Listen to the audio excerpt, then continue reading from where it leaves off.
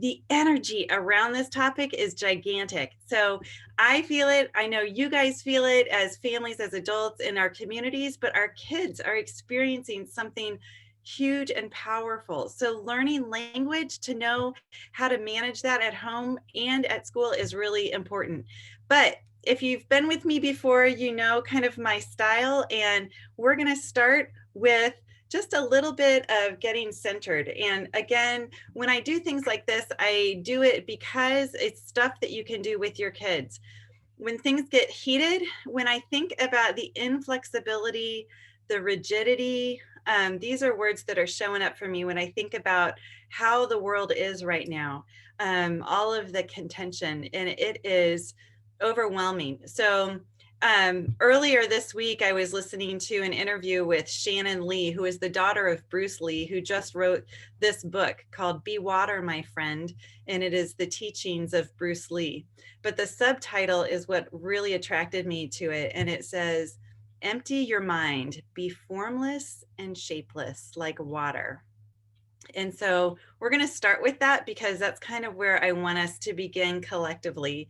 It is also a good tool to use when you feel like things are getting really heated, either in a debate about politics or protest or whatever the subject matter is, being able to get recentered. So as you look at this slide, I wonder if you can feel, at least hear, the water rolling off the rocks. I love this picture because it is where we are. It is fall. The seasons are changing. Things are changing. There is the potential for hope, but also the potential for grief. So keeping that in mind and paying attention, keep your focus on the water. Water is healing. And so with that being said, empty your mind.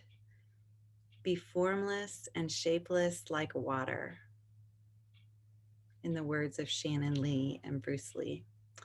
So as we begin talking about this pretty intense topic, I want you to think for a moment about how you grew up.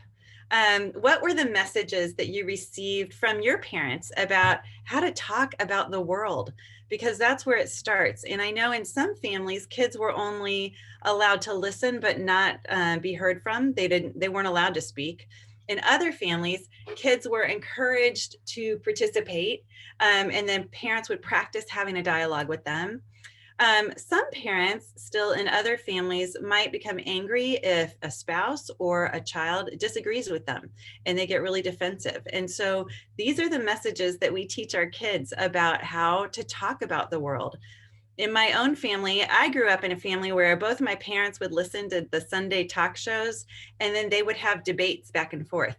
But the debates were always respectful. There was never any name calling. My parents might disagree and they might get passionate or heated about a conversation, but neither one of them ever stormed out of a room or got so upset that they would be disrespectful to the other one. And then as I got older, they would invite my sisters and I into the conversation. So I grew up learning how to disagree without disrespect, or at least seeing that modeled for me. And I think it's important to think about how you grow up, because we do what we're taught, and usually we do that really well, even and especially if it's not something that we're conscious about. So I want you to think about it.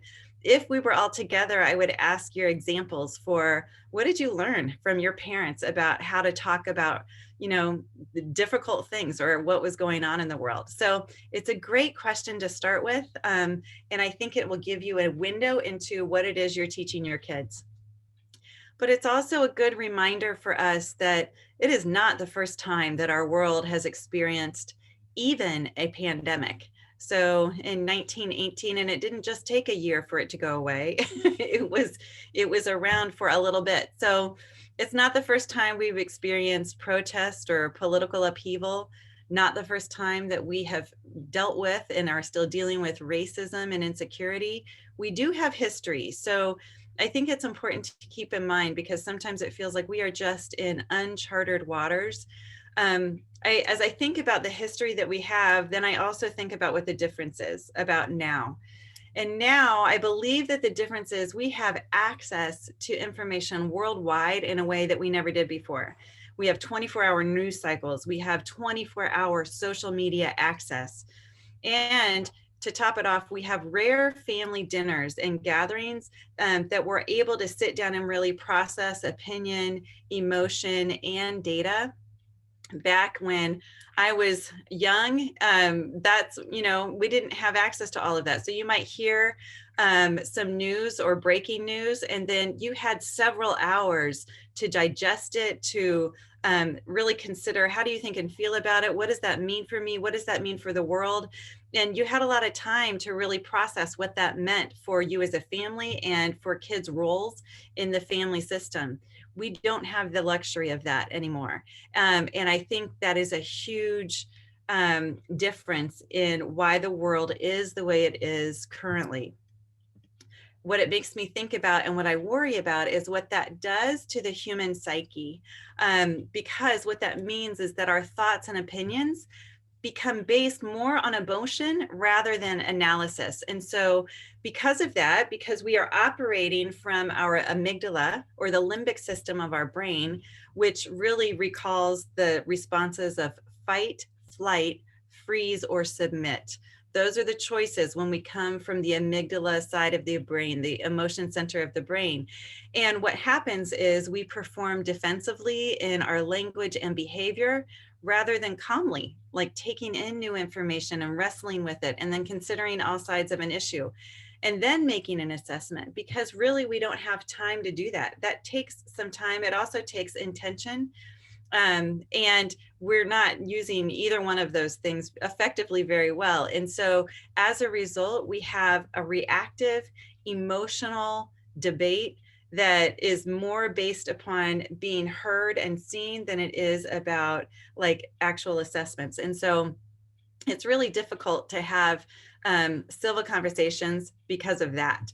So I think it's good to understand the biology part of that. When you mix that together with where kids are developmentally, it's critical to understand it, because sometimes as parents, we don't understand why our kids are so reactive, or why did they just get up from the table when we were talking about that? Or why were they so angry when I disagreed with them?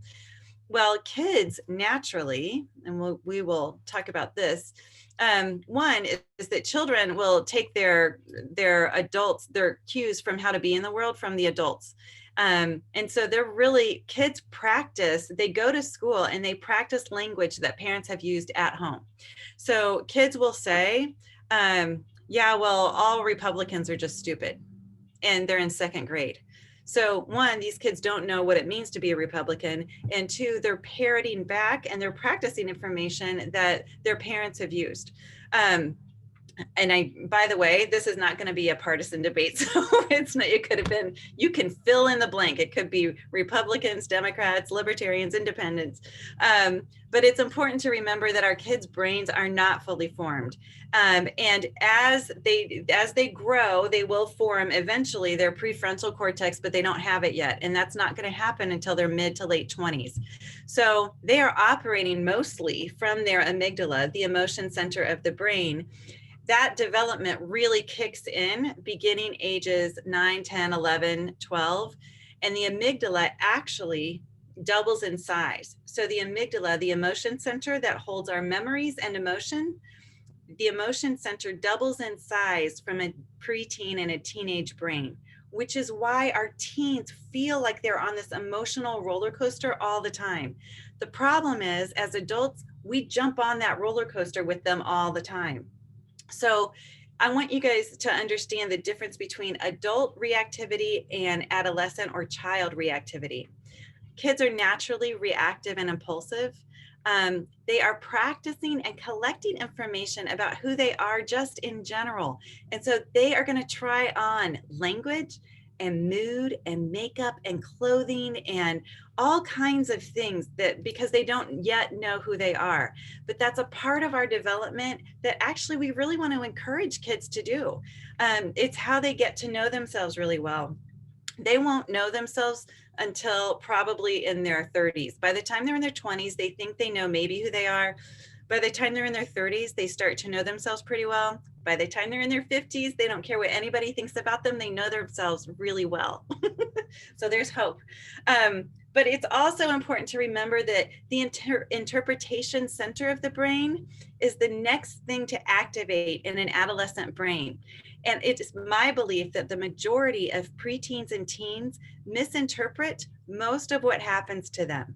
It is why I have said to one of my teenage daughters, honey, could you please pick up your shoes and take them to your room? And she goes, why are you yelling at me? I can't believe you're yelling at me. This is like, you keep doing this. This is the worst day of my life. And in my head, I'm going, oh, there it is. That interpretation center just firing away. I love that. I want you to watch for that for kids, because that's what's happening.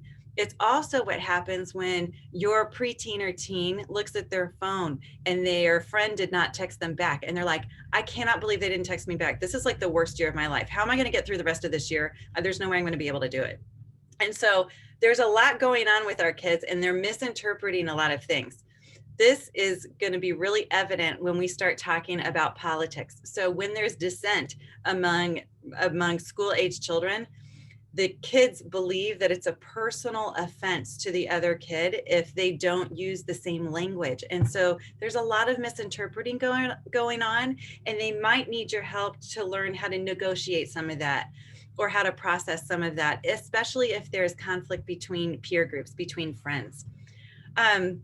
So parents, pay attention to your message that you are giving to each other as parents, that you give to your friends and family members, because even when it looks like your kids are not taking in the information, they are taking in everything. Your kids absorb more than you might guess about the state of the world, one, about the state of your family, two, and their role in all of that, number three. Kids have more access now to their parents and their parents' conversations and reactions, more than they did even 6 months ago, right? Thank you, COVID, because we are all together. We're in close proximity of one another. We have a lot more time in a shared space. And so when you react to breaking news, when you react to a presidential debate, when you react to language that you've heard or read, or a story in the paper, your kids are paying attention. So I want you to pay attention to what it is you are sending. As a result, this is what happened. These kids will practice and try on language. They take it from home. They might not say anything at home, but they're going to take it from home, and then they'll practice it with their friends and peers, both online and at school. So watch also for what your kids are writing online, what they're posting on their social media accounts. All of that is up for kind of good ground for how they're going to practice the things that they hear and see. So what's interesting is that some kids will parrot back what their parents tell them. Other kids are going to try and choose the opposite point of view to try and see what kind of a reaction they get, and see how well they articulate the argument. So your kids are trying on a lot. This is a lot of practicing for them. But the bottom line is, we are worried about our kids. We are worried because they're more depressed, or they're more anxious than they've ever been. They're spending too much time on their phones and devices, either to practice articulating how they feel, or they may be escaping from conflict around them. They might be impatient, or they might shut down. They might seem confused or distracted. They might seem intolerant at times. All of that is also normal adolescent behavior at some level. Now, if it's excessive, if you see it happening all the time, there might be other things at play, but a lot of this can be normal development, which is why it gets confusing. But remember where their brains are developmentally. And so we want to, and we're going to talk more about that, about how kids process information internally. So I do think that there are some things that we can agree on. And I think if we were all in the same room, I envision that we would all be nodding our heads that the world does feel unstable right now, and that people are fearful, they are angry. Some people get really mean. And I love the word mean because it is kid language and adults are getting mean. So kids get it. They know when adults are being mean because they know what that word means. Many people don't feel safe. Safety is a huge word right now. And it's important to recognize that lots of groups of people, lots of individual people do not feel safe. Anxiety is becoming a common household word, both for adults and for children.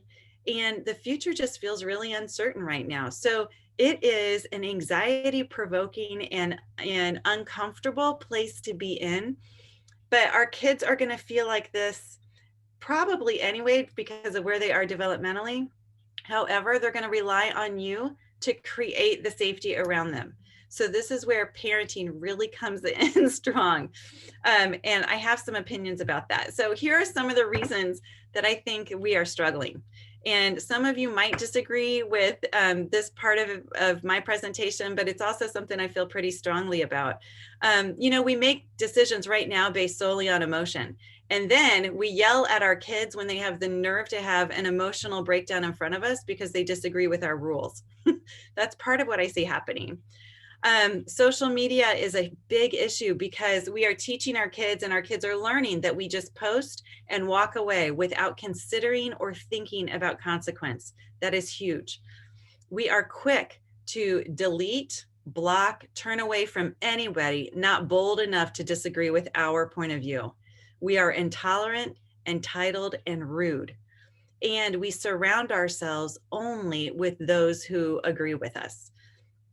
I wish I could have a shared conversation with you because I would love to hear what you think and feel about those statements. If you disagree with that, if you agree with that, if that's been your reality, it would be helpful for me to hear that. But I can share an example with you. A couple years ago, I was out to dinner with some friends and one of my friends came and, we were just having a conversation and the conversation turned political. She was just kind of asking, where do you stand on this topic or that? I told her, and I was in mid-sentence. She got up and moved her position and sat at a different place at the table. And she said to me, I cannot sit next to you now. And I was so shocked. I've never had anybody respond to me in that way. It was such a strong reaction. And we still weren't able to be friends after that because she wouldn't talk to me. And I was shocked. So and that's the kind of stuff that I worry that our kids are seeing. And now we are in a culture where it's super easy to do that. If I don't like you, I'm just going to delete you, or I'm going to block you, or I'm going to turn away from anybody who wants to challenge me. So those are crazy important lessons for us to think about, about why we're struggling. Stephanie, I'll just add, pardon me for interrupting, that if anyone in the audience would like to respond midstream, you're welcome to put a comment in the question and answer section, and I'll be happy to read it. I would love it.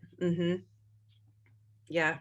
So as we're talking, I want to kind of take a sidebar and focus a little bit about anger.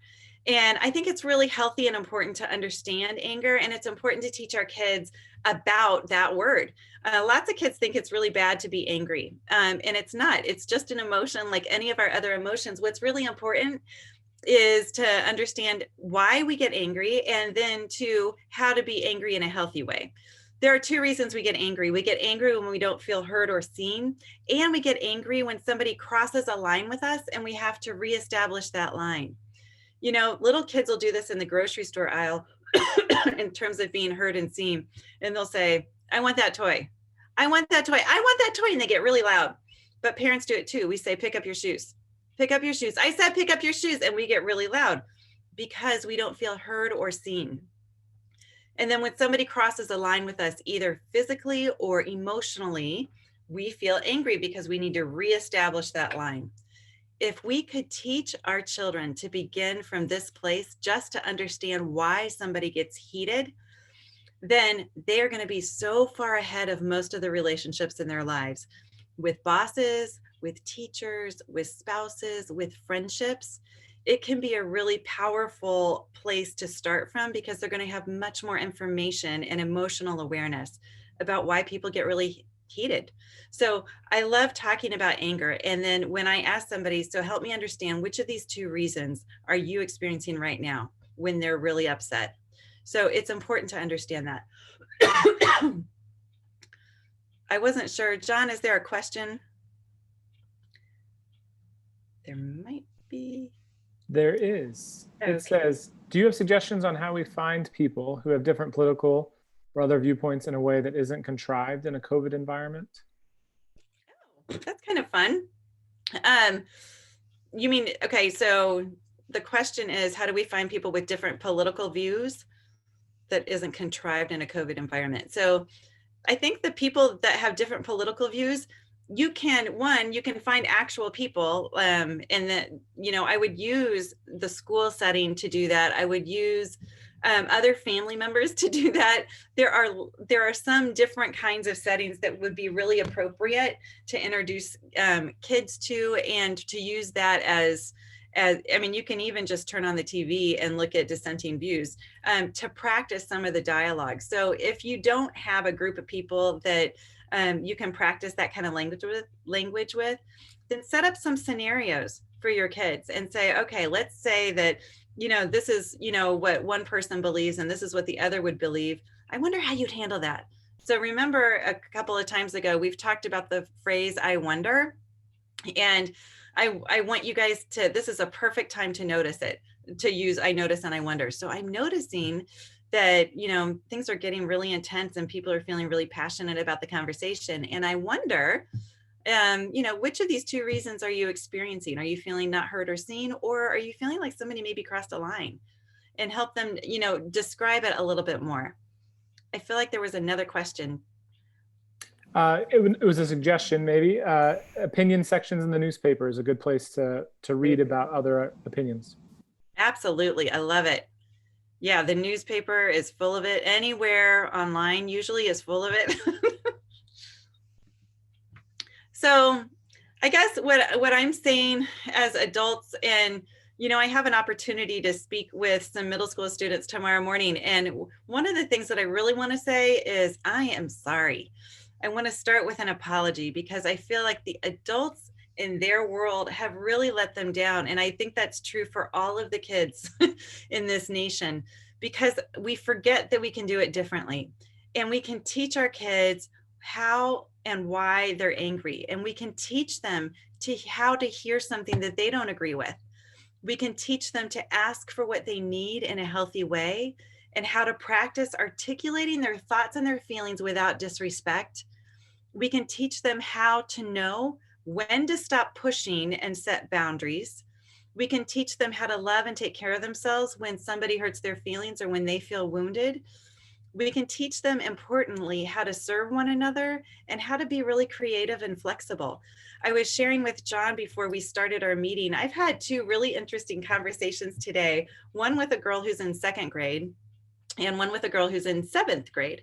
And the second grader was having, if you believe it or not, political conversations with some of her friends and talk about how kids practice it. So she's in second grade, she's having political conversations with kids in her class. And some of the kids are really having a hard time because they disagree with others in the class. So I asked the second grader, how do you handle that? What do you do? And she said, well, we just agree not to talk about it. And so it works for them, because then they go out on recess and they play together and it's fine. That's what happens in second grade sometimes when they're not so jaded by the rest of the world and how we do things. In seventh grade, it was a different story. There was some political conversation with some seventh grade girls who disagreed with one another. And one of the girls has actually called a meeting with the friend group for tomorrow. And now I am not sure what the purpose of this meeting is, but I was fascinated by it. But what I wanted to ask is the meeting so this girl can try and sway the rest of her friend group to believe whatever it is she believes? Or is the meeting to try and figure out, how do we all do this differently? How do we get along better, even if we disagree? So there are some things that we can talk our kids through and see. I want you to ask your children, what is it like for you to be in school with your friends? And does do politics show up for you? What's the conversation like? What do your friends think about the protest? I wonder what that's like. So that's part of why I want you to use the phrase I wonder, because it's so permission giving and it's not judgmental. It doesn't assume judgment or a right answer, because you're just wondering. I wonder what that's like for you to think about, politics in this way, or I wonder what that's like for you to watch that on the news. That must be really hard and painful. We can jump in to other people's shoes, and we'll talk about that in a minute, using the phrase I notice and I wonder. So that's going to keep, that's the thread that we keep pulling through each of these topics. So when you teach your child about politics, teach them how to hear you or another point of view, even if they don't agree. And this is where I would play it out. So you're going to model it for them and listen to your language. So you might believe one way, and then I would practice on another point of view. And then I would say, I wonder which way, it sounds appropriate for you, or I wonder what makes the most sense to you, and see what they say. Have them repeat back what it is they see or they hear you saying. This is one of the most effective ways that we can hear somebody else. You can also do this with your kids. You can say, okay, so what I'm hearing you say is that politics sounds really confusing right now, or that they use hard or bad language with each other. And that must be really hard and confusing to watch. I wonder, did I hear that correctly? And then your kid might say, yep, you got it. Or they might say, no, you don't have it yet. Let me try it again. Either way, your kid's going to think they heard and saw me. So the chance for them to escalate, even if they disagree in anger, is lessened for sure. When we practice the exercise of repeating back exactly what we hear, even if we disagree, it does two things. It slows down reactivity, which is huge, and allows the other person to feel heard. So one of the things that I like to practice with young people, when I just practice this kind of dialogue back and forth, is I will say something that is clearly not a correct statement. So I might say to a kid, okay, I'm going to have you practice reflecting what it is that I tell you. And then I will say to them, I love my favorite bright orange sweater. Don't you just love it? It's awesome. And they will look at me. Some kids will look at me and say, but it's not orange. And I'll say, it's okay. If you would just had to hear what I said, I wonder what you would say. And they would say, finally, they get to a place of, oh, I just heard you say that you really love your bright orange sweater. And then I'll say, that's right. And I wonder now if you'd like to react to that. And then they say, well, it's green, it's not orange. That's right. So it's helping them learn how to break down the information that we hear, and to help to teach another person to feel heard by them. That's the whole process. So if you can practice that just with all of your language as a family, it's going to be awesome to watch how your kids use that in all areas. So we want to teach them boundaries about how to practice a dialogue with other people. We don't want them to get bossy. So what I love about kids is when they start to feel uncomfortable or anxious or emotional at all, they will try and control the things around them. They'll say, you can't do that, or she needs to put that away, or you should X, Y, and Z. But adults are doing that too. We say things like, you just need to X, Y, and Z. So, but we don't ever get to tell other people what to do. It is never okay to name call. It doesn't do anything for anybody. It doesn't get us any closer to feeling heard. It will create defensive postures every time we do it. So I want you to watch your language, and I want you to give your kids the message that it is never okay to call names. But parents are doing that. Adults are saying anybody who says that would be ignorant, or that's just an idiot who would say that, or that they're so stupid. Like when we make those comments, our kids are hearing that, oh, it's okay to name call. And then they do. They practice that language at school. So we got to be careful about that. We also don't want to make judgments about other people. By saying things like, nothing you say makes any sense, or you're just wrong. And actually, it's not the case that other people are just wrong. It's just their point of view. And so when we make those judgments, and we do that without using the phrase, I wonder, the argument's over. We can't hear each other anymore. So we need to pay attention to our own energy, and we need to teach our kids, if you start to feel like you are out of control, if you are overwhelmed, if you are feeling angry, take yourself out of the equation and start taking care of yourself. Because remember in our last presentation, we're not responsible for our child's feelings. They get to own their own feelings. So when a kid comes to you and says, you make me so mad, or they're saying that to each other, I want you to teach them, you might feel angry and you get to love and take care of yourself through that mad. I wonder how you're going to do that. And so we need to teach them how to do that. And then we need to teach them how to stop the train. If it is just going and going and going, what I want them to use is this language. And I feel like I just discovered this sentence like more recently in my life than I should have. But when you can say to somebody else, this does not feel helpful or productive anymore, so I'm going to take a break. It is such a valuable tool. And I want our kids to learn it. Wouldn't that be awesome if they could say, okay, I'm feeling overwhelmed, but this doesn't feel helpful or productive anymore.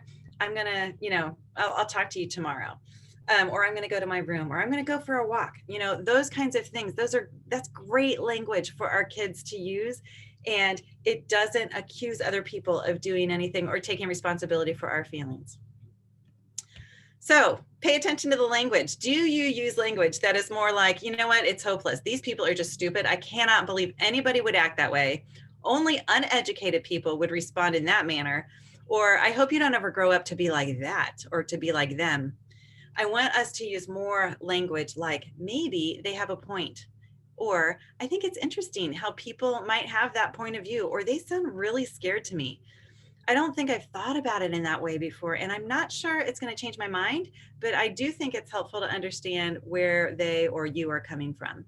When we start to model that kind of language for our kids, they will approach all kinds of topics with a very different mindset, and they're not going to have to get defensive to feel heard and seen. There's a guy named Steven Schultzman, and he is an author that wrote this great article on 5 parenting tips for civility and coping with political climate. He says that these tips are based off neurobiology and child development because we've lost this fundamental ability to get along. And so he goes through 5 tips. The first tip I love: smart people can disagree. So, and I like the way he writes it. He said, just saying that out loud, smart people can disagree. If we were all in the same room, I'd have us all say it together. Smart people can disagree. Practice any subject and smart people are going to disagree. But it's not fair if the person with whom you are disagreeing, if we start to name call. It all goes back to the stuff that we talked about. So it really is important that our kids understand that all of these points of view is not a judgment call on a person's intelligence level, their socioeconomic level, any of that. And so it's important to then think about tip number 2, which is put yourself in their shoes. I wonder what that must be like to be them, and use that information, use that language with your kids, being able to say, like, I wonder what it's like for them to have to go to school when, this and this is happening. Or I wonder what that's like for them to be in a family where it feels like there's a lot more conflict. So when you do that, it helps our kids step out of what their experience is and understand somebody else. So it promotes humility. And I love that idea. It's also right in line with what St. Richard's is really helping our kids get that message. Tip number 3, it should be something that we shouldn't even have to put as a tip, but don't shout. It's important. And he talks about brain development in this tip.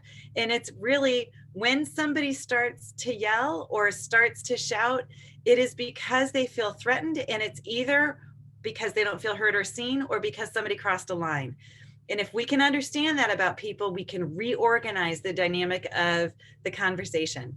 And if you can't agree, it's time to put some things aside. So if an argument is at a standstill, talk to your kids about, I wonder if you can still be friends if you don't agree with somebody, and see what they say. I'd be really curious to hear what your kids' perceptions are with that. And what we want to say to them is, you can still be friends even if you disagree. Now, that might not be true for me and my friend who had to go sit at a different table because she didn't like my answer to her question. But I want young people to know that it's okay if we disagree. We're still, and it's also so true for families. It's okay if we disagree. We are still a family. It's okay if we disagree. I still love you. Our kids need to get that message because they're going to practice a lot of different things. The other thing that I would say about that is kids can practice an opinion and then they can change their mind. And if we allow that to happen in families, they're going to learn the dynamics of debate and give and take and reciprocity much more easily. So allow them space to practice it. They're just practicing. And then tip number 5 that Stephen talks about is getting active in the community. And I put this toward more like serving one another. This not only works when you get out of your own head and you get out of the debate, whatever the debate's about, but what that actually does when we actually serve one another, if there's a shift in brain activity, and it helps with anxiety and depression and other kinds of mental health issues when we practice service, when we do something for somebody else. There is a psychiatrist speaker that I was listening to, and he talked about a client called him in crisis. And in that moment, he says to the client, look around, is there something that you can do for somebody else? And the client says to him, my neighbor is an elderly woman and she needs somebody to help her sweep her front step. And so the psychiatrist stays on the phone and said, I'm going to stay on the phone and I want you to go over and sweep the front step. Don't tell her you're there. Don't say what you're doing. Just go ahead and sweep this step and then come back and talk to me on the phone. As he came back to the phone, his energy level was lower. His cortisol level was lower. He reorganized his parasympathetic nervous system.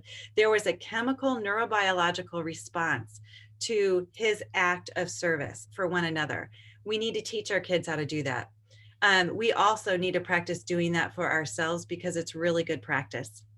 So as we do that, when we come up against things and people who are inflexible, who are rigid, who are not understanding, what I want us to do is come back to the place we started and empty your mind, be formless and shapeless like water. And then we start again from that place. So that's it. I'd love to hear whatever questions you have.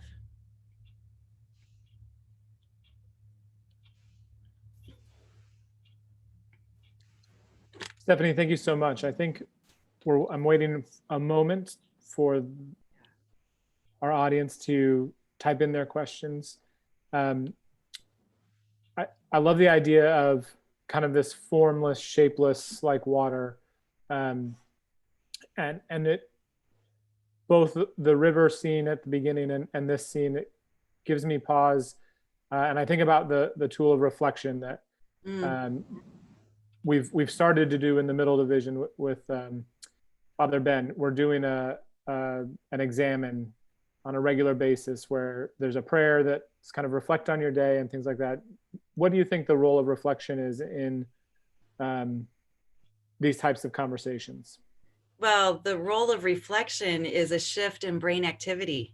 And when we allow ourselves to reflect, we are creating the space that we used to have a long time ago when we had family dinner, you know? And so being able to shift out of the emotion center of the brain to use more of the prefrontal cortex and the analytical side of the brain, to sit still and get centered with how we feel and in touch with our own bodies and our thoughts and feelings.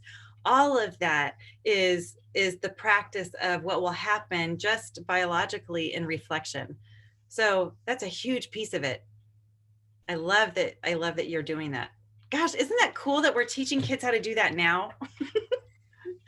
I mean, I didn't know how to do that until I was way older. So I love that. That's very true. Mm-hmm. Any of our attendees in the audience have any questions? Feel free to write it in the Q&A section, link at the bottom. I will say, you know, I haven't read this book yet, but I'm looking forward to reading it. When she was being interviewed about her dad, Shannon Lee says, you know, her father was intentional about everything. And so clearly, you know, his intention to practice and get better in the field of martial arts was what he's best known for. But apparently he did this just with everything he did. So he would practice his handwriting over and over, and he really wanted to just do well and practice it with intention. He also wanted to tell good jokes. And so he would practice that with intention. His daughter said he wasn't so good at that part, but like she appreciated the fervor with which he went at it. So I thought that was awesome. That's great. You know, I try those jokes all the time and people just say, oh, dad jokes. And then. Yes. Right.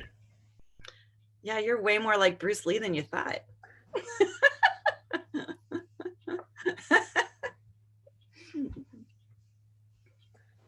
So far, it's radio silence from our audience. So attendees, kind of last call for questions if you have any. We want to be mindful of time and appreciate your joining us tonight. Yeah.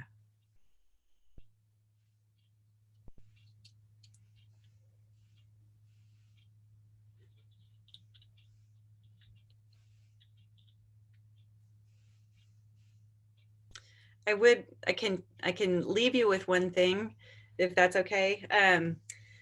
I think it's going to be really important for us to create some space for some good self-care next, you know, after the election. So not just on Tuesday, but I'm talking like the whole week or several weeks after the election.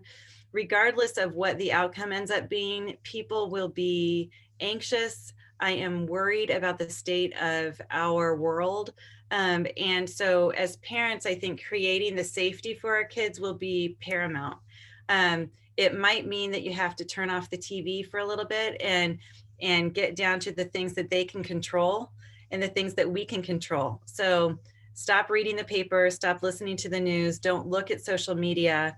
Maybe if you are starting to feel activated and anxious, if you start to feel overwhelmed, your kids will be feeling that. So being aware of that is the first step of it, and then creating parameters and boundaries to be able to hold ourselves, hold our kids close, and help them focus on the things that they have control over, like building a Lego set, like getting their homework done, like playing with their friends. Those are the things that they have control over, and it might help to create a list of those. So whatever the outcome ends up being on that Wednesday morning, that's what they're gonna focus on. That's great. I think that's really important that if you're feeling it as an adult, the kids in your life will definitely feel that. And that's something I'll take back to the teachers too, because that's definitely a true statement and one we need to be mindful of. And then also that control piece, allowing students and kids to have some control when things feel like they're out of control. Right. Exactly. You did get a thank you in the Q&A, and I think this will conclude our session tonight. Thank you everyone for joining, and take care. Have a great week. Thank you so much. Have a good week, everybody.